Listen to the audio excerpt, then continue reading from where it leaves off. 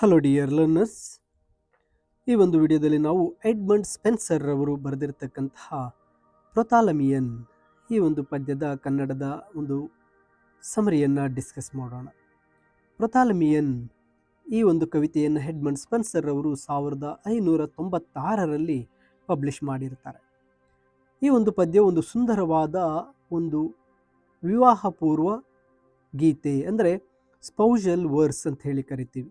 ಇದನ್ನು ಕವಿ Edmund Spencer ಅವರು ಎಲ್ ಆಫ್ ವರ್ಸೆಸ್ಟರ್ಸ್ ಅವರ ಇಬ್ಬರು ಪುತ್ರಿಯರಾದಂತಹ ಎಲಿಜಬೆತ್ ಮತ್ತು ಕ್ಯಾಥರಿನ್ ಸೋಮರ್ಸೆಟ್ ರವರ ಮದುವೆಯ ಗೌರವಿತವಾಗಿ ಈ ಒಂದು ಪದ್ಯವನ್ನು ಬರೆದಿರ್ತಾರೆ.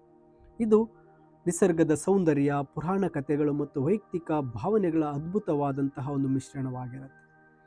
ಈ ಒಂದು ಪದ್ಯದ ಮೇನ್ ಥೀಮ್ಗಳನ್ನು ಗಮನಿಸಿದಾಗ ಮದುವೆ ಮತ್ತು ಸಂಭ್ರಮ. ಈ ಪದ್ಯ ಪ್ರಾಥಮಿಕ ಉದ್ದೇಶವೇ ವಿವಾಹದ ಸಂಭ್ರಮವನ್ನು ಆಚರಿಸುವುದು. ಇಲ್ಲಿ ಮದುಮಗಳುಗಳನ್ನು ಬಿಳಿ ಅಂಶಗಳಂತೆ ಚಿತ್ರಿಸುವ ಮೂಲಕ ಅವರ ಸೌಂದರ್ಯ ಮತ್ತು ಪಾವಿತ್ರ್ಯತೆಯನ್ನು ಕವಿ ಕೊಂಡಾಡಿದ್ದಾರೆ. ಈ ಪದ್ಯದಲ್ಲಿ ಥೇಮ್ಸ್ ನದಿಯ ದಡದಲ್ಲಿ ಸಾಗುತ್ತೆ ಮತ್ತು sweet Thames run softly till I end my song ಎಂಬ ಸಾಲು ಪ್ರಕೃತಿಯು ಮನುಷ್ಯನ ಒಂದು ಸಂಭ್ರಮದಲ್ಲಿ ಪಾಲ್ಗೊಳ್ಳುವುದನ್ನು ತೋರಿಸುತ್ತೆ. ಪದ್ಯದ ಆರಂಭದಲ್ಲಿ ಸ್ಪೆನ್ಸರ್ ಅವರು ತಮಗೆ ರಾಜಸ್ಥಾನದಲ್ಲಿ ಆದ ಅವಮಾನ ಮತ್ತು ನಿರಾಶೆಯನ್ನು ವ್ಯಕ್ತಪಡಿಸ್ತಾರೆ. ಪ್ರಕೃತಿಯ ಶಾಂತತೆ ಅವರ ನೋವನ್ನು ಮರೆಸಲು ಸಹಾಯ ಮಾಡುತ್ತೆ. ಈ ಪದ್ಯದಲ್ಲಿ ಗ್ರೀಕ್ ಪುರಾಣಗಳಲ್ಲಿ ಉಲ್ಲೇಖಿತಗಳಾಗಿರ್ತಕ್ಕಂಥ ಜೋ, ಸಿಂಥಿಯಾ, ವೀನಸ್ಗಳನ್ನು ಬಳಸಿದ್ದಾರೆ. ಇದು ಮದುವೆಯಂತಹ ಒಂದು ಲೌಕಿಕ ಘಟನೆಗೆ ದೈವತ್ವದ ಸ್ಪರ್ಶವನ್ನು ನೀಡ್ತಾ ಇದ್ದಾರೆ. ಕವಿ ಥೇಮ್ಸ್ ನದಿಯ ದಡದಲ್ಲಿ ನಡೆಯುತ್ತಿರಬೇಕಾದ್ರೆ ನದಿಯಲ್ಲಿ ಈಜ್ತಾ ಬರುವ ಎರಡು ಸುಂದರ ಬಿಳಿ ಹಂಸಗಳನ್ನು ಕಾಣ್ತಾರೆ. ಈ ಹಂಸಗಳು ಮದುಮಗಳುಗಳ ಸಂಕೇತ. ನದಿಯ ದೇವತೆಗಳು ನಿಮ್ಸ್ ಹೂಗಳನ್ನು ಅರ್ಪಿಸಿ ಈ ಹಂಸಗಳಿಗೆ ಶುಭ ಹಾರೈಸ್ತಾರೆ ಅಂತಕ್ಕಂಥದ್ದು. ಈ ಒಂದು ಪದ್ಯದ ಒಂದು ಎಕ್ಸ್ಪ್ಲನೇಷನ್ ಹಾಗೂ ಸಮರಿಯನ್ನು ನಾನು ಇಲ್ಲಿ ಹೇಳ್ತಾ ಹೋಗ್ತೇನೆ, ಸಂಪೂರ್ಣವಾಗಿ ಕೇಳಿ ಅರ್ಥ ಮಾಡ್ಕೊಳ್ಳಿ. ಇಲ್ಲಿ ಮೊದಲನೇ ಒಂದು ಸ್ಟ್ಯಾನ್ಸಾದಲ್ಲಿ ಸ್ಪೆನ್ಸರ್ ಅವರು ಹೇಳ್ತಾರೆ, ಪ್ರಕೃತಿ ಶಾಂತ ವಾತಾವರಣವನ್ನು ಇಲ್ಲಿ ವರ್ಣಿಸ್ತಾ ಇದ್ದಾರೆ. ತಂಪಾದ ಗಾಳಿ ಬೀಸ್ತಾ ಇದೆ, ಬಿಸಿಲ ಬೇಗೆ ಕಡಿಮೆಯಾಗಿದೆ. ಕವಿ ತಮಗೆ ರಾಜಸ್ಥಾನದಲ್ಲಿ ಒಂದು ರಾಜನ ಆಸ್ಥಾನದಲ್ಲಿ ಎದುರಾದ ನಿರಾಸೆ ಮತ್ತು ಅವಮಾನಗಳಿಂದ ಉಂಟಾದ ಮಾನಸಿಕ ನೋವನ್ನು ಮರೆಯಲು ಥೇಮ್ಸ್ ನದಿಯ ದಡದಲ್ಲಿ ನಡೀತಾ ಇದ್ದಾರೆ. ಇಲ್ಲಿ ಸ್ಪೆನ್ಸರ್ ಅವರ ವೈಯಕ್ತಿಕ ಜೀವನದ ಅತೃಪ್ತಿ ಮತ್ತು ಪ್ರಕೃತಿಯ ಶಾಂತತೆ ನಡುವಿನ ವ್ಯತ್ಯಾಸವನ್ನು ಹೇಳ್ತಾ ಇದ್ದಾರೆ. ನದಿಯ ದಡದ ಹೂಗಳು ಮುಂಬರುವ ಮದುವೆಯ ಶುಭ ಸೂಚನೆಯನ್ನು ತಿಳಿಸ್ತಾರೆ. ಎರಡನೆಯ ಒಂದು ಸ್ಟ್ಯಾನ್ಸಾದಲ್ಲಿ ನದಿಯ ಪಕ್ಕದ ಹುಲ್ಲುಗಾವಲಿನಲ್ಲಿ ಕವಿಯವರು ಸುಂದರ ಕನ್ಯೆಯರನ್ನು ನಿಂಪ್ಸನ್ನು ಕಾಣ್ತಾರೆ. ಅವರು ಮದುವೆಯ ಹೆಣ್ಣು ಮಕ್ಕಳಂತೆ ಕಂಗೊಳಿಸ್ತಾ ಇದ್ದಾರೆ. ಅವರು ತಮ್ಮ ಬುಟ್ಟಿಗಳಲ್ಲಿ ಬಗೆಬಗೆಯ ಹೂಗಳನ್ನು ಸಂಗ್ರಹಿಸ್ತಾ ಇದ್ದಾರೆ. ಇಲ್ಲಿ ಆ ಕನ್ಯೆಯರು ನಿಂಪ್ಸ್ ಒಂದು ಪಾವಿತ್ರ್ಯತೆ ಮತ್ತು ಸೌಂದರ್ಯದ ಸಂಕೇತಗಳು.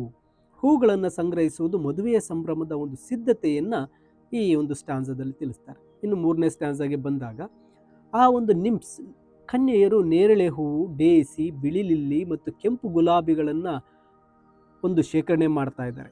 ಇವುಗಳನ್ನು ವರನ ಅಲಂಕಾರಕ್ಕೆ ಬಳಸಲಾಗುತ್ತೆ. ಮದುವೆಯ ದಿನ ತುಂಬ ಹತ್ತಿರದಲ್ಲಿದೆ ಅಂತ ಇಲ್ಲಿ ಕವಿ ನೆನಪಿಸ್ತಾ ಇದ್ದಾರೆ. ಪ್ರತಿ ಹೂವು ಒಂದು ಗುಣವನ್ನು ಹೊಂದಿರುತ್ತೆ. ಲಿಲ್ಲಿ ಪಾವಿತ್ರ್ಯತೆಯನ್ನು, ಗುಲಾಬಿ ಪ್ರೀತಿಯನ್ನು ಪ್ರತಿನಿಧಿಸುತ್ತೆ. ಮದುವೆಯು ನಿಸರ್ಗದಷ್ಟೇ ಸುಂದರ ಎಂಬುದನ್ನು ಈ ಒಂದು ಸಾಲಿನಲ್ಲಿ ತಿಳಿಸಿರ್ತಾರೆ. ಇನ್ನು ಸ್ಟ್ಯಾನ್ಸಾ 4ಕ್ಕೆ ಬಂದಾಗ ಕವಿ ನದಿಯಲ್ಲಿ ಈಜುತ್ತಾ ಬರ್ತಾ ಇರ್ತಕ್ಕಂಥ ಎರಡು ಅದ್ಭುತವಾದ ಬಿಳಿ ಹಂಸಗಳನ್ನು ನೋಡ್ತಾರೆ. ಅವುಗಳ ಬಿಳುಪು ಪರ್ವತದ ಹಿಮಕ್ಕಿಂತಲೂ ಮತ್ತು ದೇವತೆಗಳಿಗಿಂತಲೂ ಹೆಚ್ಚು ಶುದ್ಧವಾಗಿದೆ ಅಂತ ಕವಿ ಈ ಒಂದು ಪ್ಯಾರಾದಲ್ಲಿ ಹೊಗಳ್ತಾರೆ. ಈ ಎರಡು ಹಂಸಗಳು ಮದುವೆಯಾಗಲಿರುವ ಇಬ್ಬರು ವಧುಗಳಾದಂತಹ ಎಲಿಜಬೆತ್ ಮತ್ತು ಕ್ಯಾಥರಿನ್ ಸೋಮರ್ಸೆಟ್ ರವರ ಸಂಕೇತಗಳಾಗಿದೆ. ಅವುಗಳ ಬಿಳುಪು ಮತ್ತು ನೈತಿಕ ಶುದ್ಧತೆಯನ್ನು ತೋರಿಸ್ತಾ ಇದೆ ಅಂತ ಕವಿ 4ನೇ ಸ್ಟ್ಯಾನ್ಸಾದಲ್ಲಿ ಹೇಳ್ತಾರೆ. ಇನ್ನು ಸ್ಟ್ಯಾನ್ಸಾ 5ನಲ್ಲಿ ಹಂಸಗಳು ಎಷ್ಟು ಸುಂದರವಾಗಿವೆ ಎಂದರೆ ನದಿಯ ನೀರು ಕೂಡ ಅವುಗಳ ರೆಕ್ಕೆಗಳನ್ನು ಕೊಳುಕು ಮಾಡಲು ಹೆದರ್ತಾ ಇದೆ. ಆ ನಿಂಪ್ಸ್ ಕನ್ಯೆಯರು ಹಂಸಗಳನ್ನು ನೋಡಿ ಇವು ಭೂಮಿಯ ಮೇಲೆ ಹುಟ್ಟಿದ ಹಕ್ಕಿಗಳಲ್ಲ, ಬದಲಾಗಿ ದೇವಲೋಕದ ದೇವತೆಗಳಿರಬೇಕು ಅಂತ ಆಶ್ಚರ್ಯ ಪಡ್ತಾ ಇದ್ದಾರೆ. ಆ ಮದುವೆಯ ಹೆಣ್ಣು ಮಕ್ಕಳು ವಧುಗಳು ಸೌಂದರ್ಯ ಮತ್ತು ಘನತೆ ಸಾಮಾನ್ಯ ಮನುಷ್ಯರಿಗಿಂತ ಮಿಗಿಲಾಗಿದ್ದು, ಹೆಚ್ಚಾಗಿದ್ದದ್ದು ಎಂಬುದನ್ನು ಈ ಒಂದು ಸ್ಟ್ಯಾನ್ಸಾದಲ್ಲಿ ಕಾಣಬಹುದಾಗಿರುತ್ತೆ. ಇನ್ನು ಸ್ಟ್ಯಾನ್ಸಾ 6ಗೆ ಬಂದಾಗ ಆ ನಿಂಪ್ಸ್ ಕನ್ಯೆಯರು ತಮ್ಮಲ್ಲಿದ್ದ ಹೂಗಳನ್ನು ಹಂಸಗಳ ಮೇಲೆ ಸುರಿತಾ ಇದ್ದಾರೆ.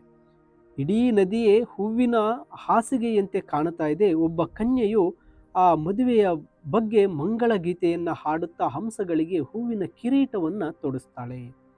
ಹೂಗಳನ್ನು ಅರ್ಪಿಸುವುದು ವಧುಗಳಿಗೆ ನೀಡುವ ಗೌರವ ಮತ್ತು ಆಶೀರ್ವಾದದ ಒಂದು ಸಂಕೇತವಾಗಿರುತ್ತೆ. ಸ್ಟ್ಯಾನ್ಸಾ 5 ಅಲ್ಲಿ ಹೇಳ್ತಾರೆ, ಹಾಡಿನ ಮೂಲಕ ವಧುವರರಿಗೆ ಸುಖ, ಶಾಂತಿ ಮತ್ತು ಪ್ರೀತಿ ಸಿಗಲೆಂದು ಹಾರೈಸಲಾಗ್ತಾ ಇದೆ. ದೇವತೆಗಳು ಅವರನ್ನು ಆಶೀರ್ವದಿಸಲಿ ಮತ್ತು ಅವರಿಗೆ ವೀರರಾದ ಮಕ್ಕಳು ಹುಟ್ಟಿ ಶತ್ರುಗಳನ್ನು ನಾಶಪಡಿಸಲಿ ಅಂತ ಆಶಿಸಲಾಗ್ತಾ ಇದೆ. ಇಲ್ಲಿ ಮದುವೆಯ ಮುಖ್ಯ ಉದ್ದೇಶವಾದಂಥ ಸಂತಾನೋತ್ಪತ್ತಿ ಮತ್ತು ವಂಶದ ಗೌರವವನ್ನು ಈ ಸ್ಟ್ಯಾನ್ಸಾದಲ್ಲಿ ಎತ್ತಿ ಹಿಡಿದಿದ್ದಾರೆ. ಮುಂದಿನ ಸ್ಟ್ಯಾನ್ಸಾದಲ್ಲಿ ಹಾಡು ಮುಗಿದ ಮೇಲೆ ಆ ಪ್ರಕೃತಿಯ ಪ್ರತಿಧ್ವನಿಯು ಆ ಶುಭ ಹಾರೈಕೆಯನ್ನು ಸಾರ್ತಾ ಇದೆ. ನದಿಯ ಇತರ ಹಕ್ಕಿಗಳು ಈ 2 ಹಂಸಗಳ ಸುತ್ತ ಸೇರ್ತವೆ. ಇದು ಆಕಾಶದಲ್ಲಿ ಚಂದ್ರನ ಸುತ್ತ ನಕ್ಷತ್ರಗಳು ಇರುವಂತೆ ಭಾಸವಾಗ್ತಾ ಇದೆ. ಆ ಮದುವೆಯ ಹೆಣ್ಣುಗಳು, ವಧುಗಳು ಸಮಾಜದಲ್ಲಿ ಎಷ್ಟು ಉನ್ನತ ಸ್ಥಾನದಲ್ಲಿದ್ದಾರೆ ಮತ್ತು ಎಲ್ಲರೂ ಅವರಿಗೆ ಹೇಗೆ ಮಾರು ಹೋಗಿದ್ದಾರೆ ಎಂಬುದನ್ನು ಈ ಸ್ಟ್ಯಾನ್ಸಾದಲ್ಲಿ ತಿಳಿಸ್ತಾರೆ. ಮುಂದೆ ಹಂಸಗಳು ಲಂಡನ್ ನಗರವನ್ನು ತಲುಪುತ್ತೆ. ಕವಿ ಇಲ್ಲಿ ತಮ್ಮ ಜನ್ಮಸ್ಥಳವನ್ನು ನೆನೀತಾರೆ. ಇಲ್ಲಿ ಹಿಂದೆ ಟೆಂಪ್ಲರ್ ನೈಟ್ಸ್ ಇದ್ದ ಸ್ಥಳದಲ್ಲಿ ಈಗ ವೀರ ಸೇನಾನಿಯಾದ ಎಸೆಕ್ಸ್ ಪ್ರಭು ವಾಸಿಸ್ತಾ ಇದ್ದಾರೆ ಅಂತ ಹೇಳ್ತಾರೆ.